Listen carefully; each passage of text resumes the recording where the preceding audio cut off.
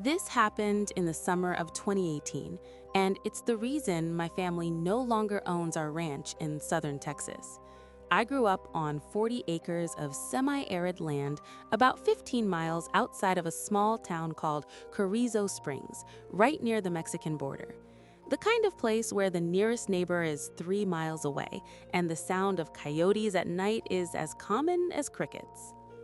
Our property was modest but functional, a single-story ranch house painted white that had faded to a dull cream color over the years, a large barn that housed our equipment and hay, and several pens where we kept chickens, goats, and a few head of cattle.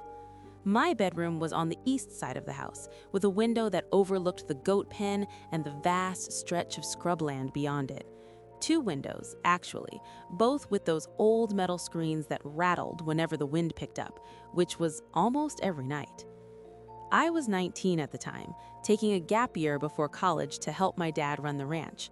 My mom had passed away 2 years earlier, and it was just the two of us trying to keep the operation going. We had about 30 goats, 12 chickens, and 5 cattle.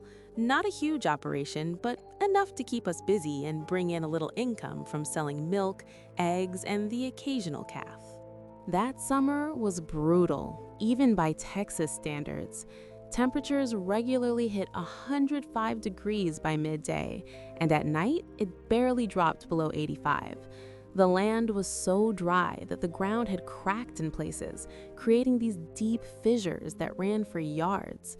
We'd been in a drought for almost 8 months, and everyone in the area was struggling.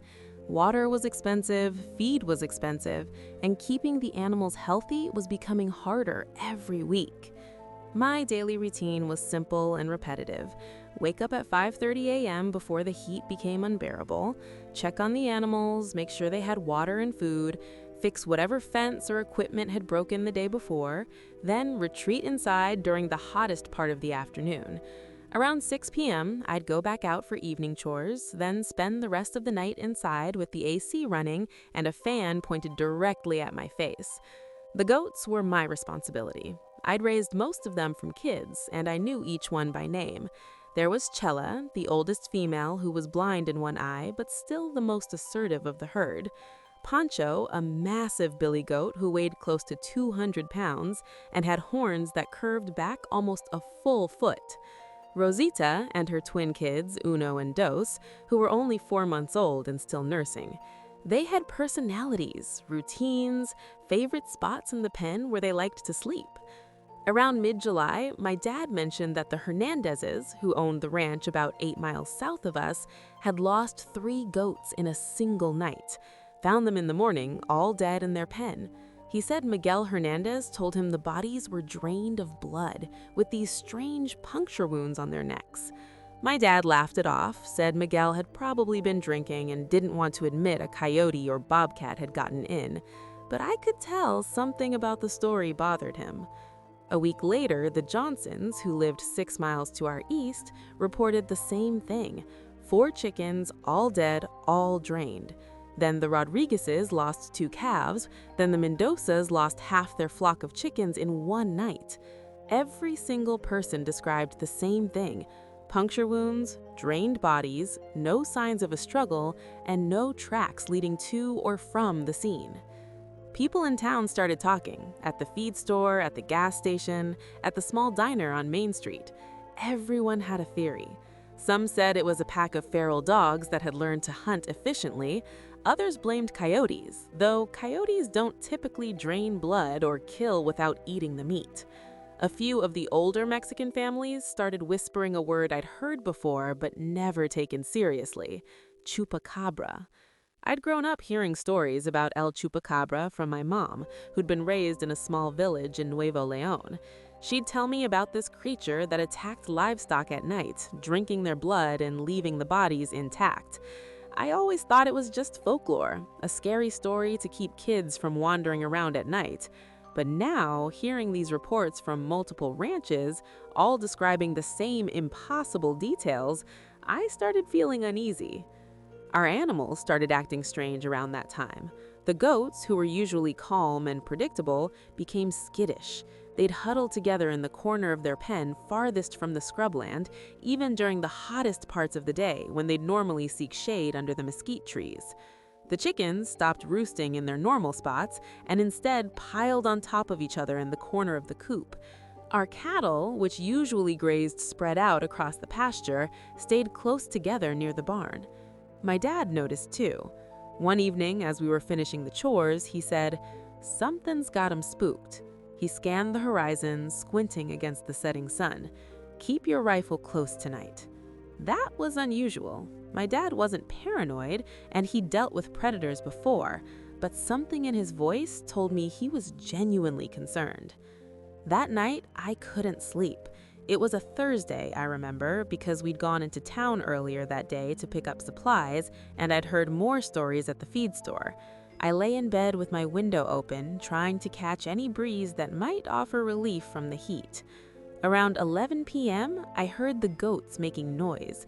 Not their usual bleating, but this high-pitched, panicked sound I'd never heard before. I got out of bed and looked out the window toward the goat pen. The moon was nearly full that night, bright enough that I could see the pen clearly about 50 yards from the house. All the goats were pressed against the far corner, away from the gate, moving frantically. Their panic was visible even from that distance, this chaotic shuffling of bodies trying to get as far away from something as possible. At first, I thought maybe a coyote had gotten close to the fence and they'd caught its scent. That happens sometimes.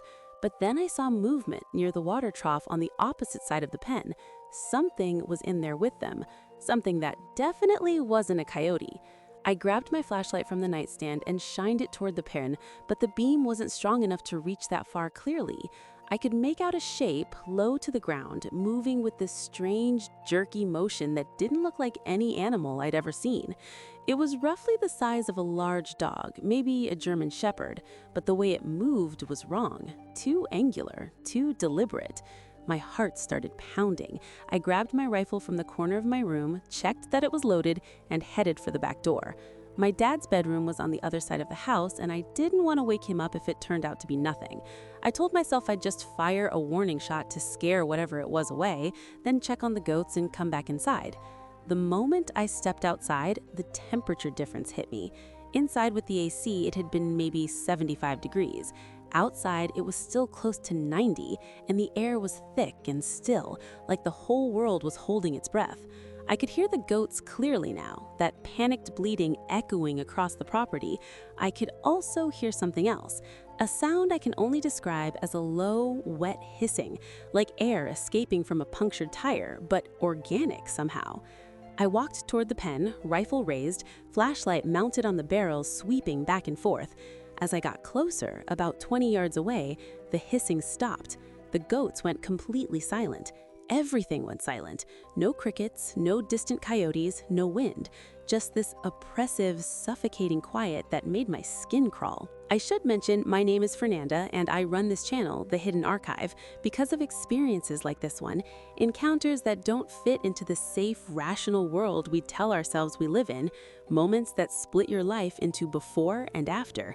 And that night, standing in my backyard with a rifle in my hands, I was about to cross that line. I reached the fence of the goat pen and shined my light inside. All the goats were in the far corner, absolutely motionless now, not even looking at me. They were all staring at something behind me. Every single one of them, their eyes fixed on a point over my left shoulder. The hair on the back of my neck stood up, and every instinct I had screamed at me to turn around, but I was frozen, literally couldn't move. It felt like my muscles had locked up. Then I heard it behind me, that hissing sound again, but closer now, maybe 10 feet away, and underneath the hissing, this clicking noise, like someone rapidly snapping their fingers, but sharper, harder. I forced myself to turn around, sweeping the flashlight beam as I did. What I saw in that light will haunt me for the rest of my life. It was crouched about 8 feet away from me, and for a split second, my brain tried to make it into something familiar. A coyote with mange, a feral dog, even a person in a costume. But my eyes couldn't hold on to any of those explanations because what I was looking at wasn't any of those things. It was roughly 4 feet long with grayish-green skin that looked leathery and hairless, stretched tight over a skeletal frame. The spine protruded sharply, creating this ridge of bone that ran from its neck to what I can only describe as a tail, though it was stubby and almost vestigial. The legs were too long for the body, bent at angles that didn't match any 4-legged animal I'd ever seen. More like something that could walk on 2 legs but was currently on 4. But the head, God, the head. It was elongated and almost skull-like, with large black eyes that didn't reflect my flashlight beam but seemed to absorb it. The snout was short, with 2 slits for nostrils, and when it opened its mouth, I saw rows of thin, needle-like teeth and this long, dark tongue that looked almost prehensile. The clicking sound was coming from its mouth, from those teeth tapping together.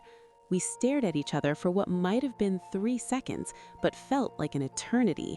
In that moment, I understood with absolute clarity that this thing was intelligent. It wasn't just an animal operating on instinct, it was thinking, calculating, deciding what to do about me. And that realization was more terrifying than its appearance. My hands were shaking so badly I could barely hold the rifle steady. I wanted to shoot, but I couldn't get my finger to pull the trigger. It was like my body knew that shooting this thing might make it attack, and some primal survival instinct was overriding my conscious decision to defend myself. The creature took 1 step toward me, and that movement broke my paralysis. I fired. The shot went wide, hitting the dirt about 2 feet to its right, but the sound and the muzzle flash made it react. It turned and moved, and Jesus Christ, the way it moved. It didn't run like a dog or a coyote. It bounded in these long kangaroo-like leaps, covering maybe 15 feet with each jump, its body twisting in midair in ways that defied physics. 3 jumps and it was at the fence line. 1 more and it cleared the 4-foot barbed wire fence like it wasn't even there. Then it was in the scrubland, disappearing into the darkness so fast I couldn't track it with my flashlight. The whole thing, from the moment it moved to the moment it vanished, took maybe 4 seconds. I stood there, rifle still raised, breathing so hard I thought I might hyperventilate. My dad came running out of the house, pulling on a shirt, his own rifle in hand. What happened? What did you shoot at? I tried to explain, but the words came out wrong, jumbled. Something in the pen, not a coyote, not a dog. I don't know what it was. We checked the goats together. All of them were alive, huddled in their corner, trembling but unharmed. My dad examined the pen with his flashlight, looking for tracks, for any sign of what had been there. He found something near the water trough, prints in the dry dirt. They were unlike anything either of us had seen before. 3-toed with what looked like claw marks extending beyond each toe. The prints were deep, suggesting whatever made them was heavy despite its lean appearance. "What the hell is this?" my dad muttered, crouching down to get a better look. He pulled out his phone and took several photos. Then he looked at me with an expression I'd never seen on his face before. Fear. Real, genuine fear. My dad had served in the Marines, had dealt with rattlesnakes and scorpions and aggressive bulls without flinching, but whatever those tracks represented scared him. We went back inside, locked all the doors, and sat at the kitchen table for the rest of the night. I described what I saw in as much detail as I could. My dad listened without interrupting, and when he finished, he was quiet for a long time. Finally, he said, "My grandfather, your great-grandfather, he saw something like that when he was young, in Coahuila. He told me about it once, made me promise never to tell my grandmother because she'd think he was crazy. He called it El Chupacabra. He explained that his grandfather had described the same thing, the leathery skin, the large eyes, the way it moved. He'd watched it till a goat on his family's small farm, watched it latch onto the animal's neck and drain it within minutes. When it was done, it had looked at him, just like the creature had looked at me, then disappeared into the night. His grandfather moved to Texas shortly after and never spoke about it again, except for that one conversation with my dad. I thought he was old, maybe confused or exaggerating a memory, my dad said, but what you just described, that's exactly what he told me, every detail. The validation should have made me feel better, should have made me feel less crazy. Instead, it made everything worse.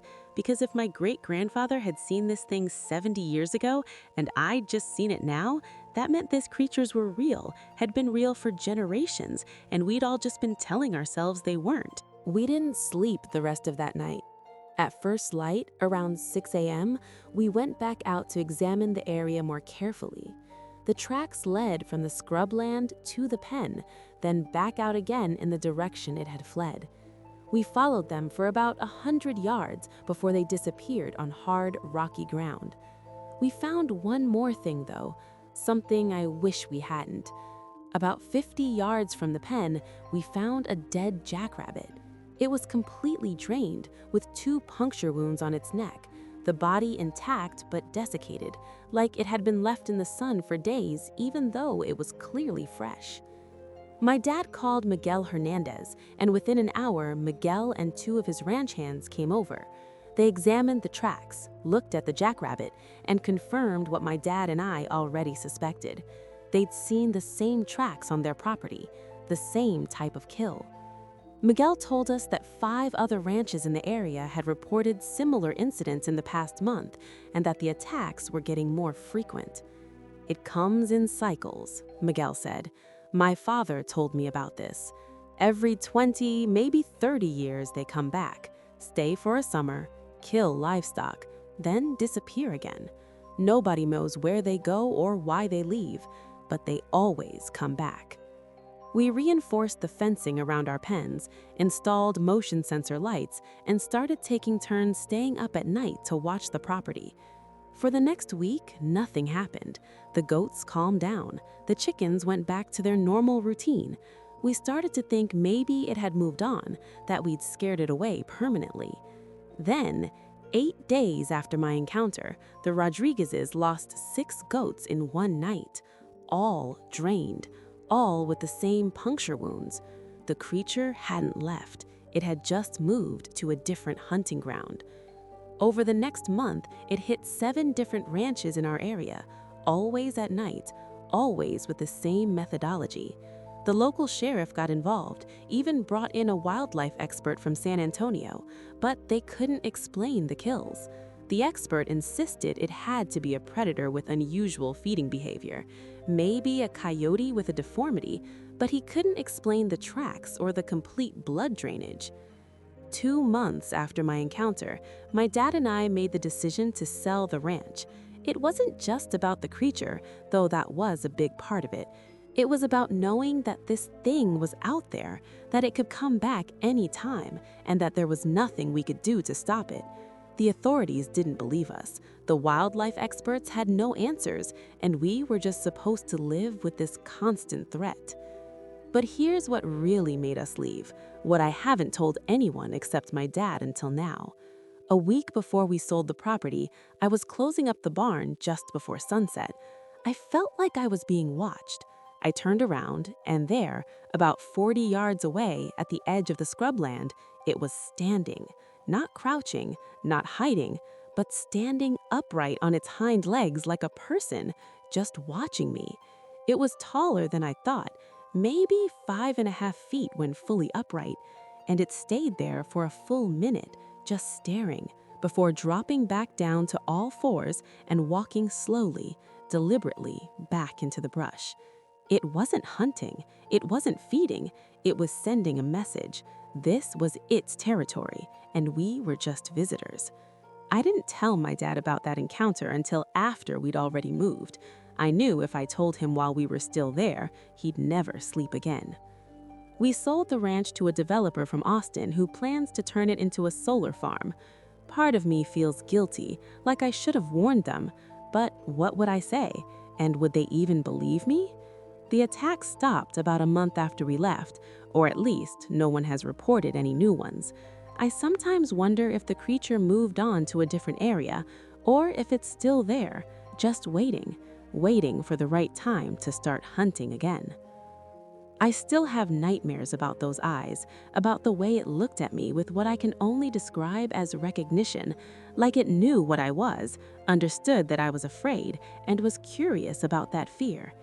There are things in this world that we've explained away with folklore and legend, things we've decided aren't real because accepting their existence would mean accepting that we don't know as much as we think we do. The Chupacabra isn't a myth. It's not mass hysteria or misidentified animals. It's real, it's out there, And the reason you don't hear more about it is because people like me, people who've seen it, know that no one will believe us. Life before and after seeing something that isn't supposed to exist are two fundamentally different experiences. You can't go back to the comfortable certainty of thinking you understand the world. You're left with questions that have no answers and a knowledge that isolates you from everyone who hasn't seen what you've seen. If you've had your own encounter with something unexplainable, something that made you question everything you thought was real, share it in the comments below. And if you want more stories like this, stories from people who've seen beyond the veil of what we call normal, make sure to subscribe to the Hidden Archive and hit that notification bell. Thanks for watching. I'm Fernanda, and I'll see you in the next one.